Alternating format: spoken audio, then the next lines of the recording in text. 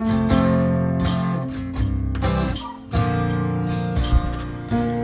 hukum.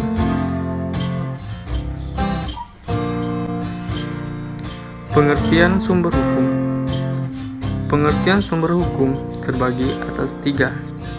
Yang pertama, sumber hukum dalam pengertian sebagai asalnya hukum ialah berupa keputusan penguasa yang berenang untuk memberikan keputusan tersebut. Yang kedua, sumber hukum dalam pengertian sebagai tempat dikemukakannya peraturan-peraturan hukum yang berlaku.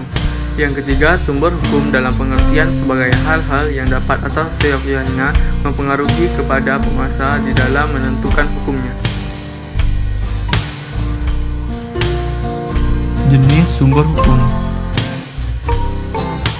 Sumber hukum dibedakan menjadi 2, yaitu 1. Sumber hukum material, 2. Sumber hukum formil. Sumber hukum material ialah sumber hukum yang dilihat dari segi isinya, yang menentukan isi suatu peraturan atau kaidah hukum yang mengikat setiap orang. Contoh sumber hukum material misalnya KUHP, segi materialnya adalah pidana umum, kejahatan dan pelanggaran. KUHP perdata mengatur masalah orang sebagai subjek hukum, benda sebagai objek, perikatan, perjanjian. Sumber hukum formil adalah sumber hukum yang dikenal dalam bentuknya. Karena bentuknya itulah sumber hukum formil diketahui dan ditaati sehingga hukum berlaku umum.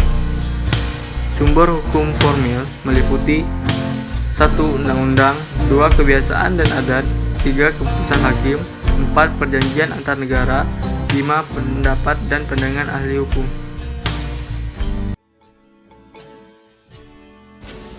A. Undang-undang. Undang-undang ialah suatu peraturan negara yang mempunyai kekuatan hukum yang mengikat dan memaksa diadakan dan dipelihara oleh penguasa negara. Undang-undang di sini mempunyai 2 arti, yaitu 1. Undang-undang dalam arti formal ialah setiap keputusan pemerintah yang memerlukan undang-undang karena cara pembuatannya, dan yang kedua, undang-undang dalam arti material ialah setiap keputusan pemerintah yang menurut isinya mengikat langsung setiap penduduk. B. Kebiasaan dan adat. Kebiasaan adalah perbuatan manusia yang tetap dilakukan berulang-ulang dalam hal yang sama, sehingga apabila terdapat tindakan yang berlawanan dengan kebiasaan tersebut akan dirasa oleh masyarakat sebagai pelanggaran perasaan hukum. C. Keputusan hakim yang berisikan suatu peraturan tersendiri berdasarkan wewenang yang diberikan pada pasal 22 AB. D. Perjanjian antar negara atau traktat. Traktat adalah apabila 2 orang mengadakan kata sepakat tentang sesuatu hal, maka mereka mengadakan perjanjian. Akibat dari perjanjian inilah yang membawa pihak-pihak yang bersangkutan terikat pada isi perjanjian. E. Pendapat ahli hukum atau doktrin. Pendapat ahli hukum mempunyai kekuasaan dan berpengaruh dalam pengambilan keputusan oleh hakim, terutama dalam hubungan internasional.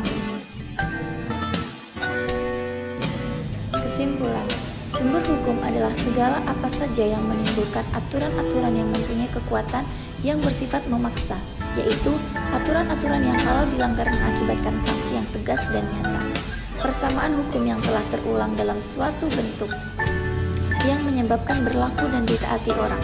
Bentuk ini bermacam-macam seperti undang-undang, kebiasaan, traktat, jurisprudensi, dan pendapat para ahli hukum. Sumber hukum formil ialah sumber hukum yang dikenal dalam bentuknya. Karena bentuknya itulah sumber hukum formil diketahui dan ditaati.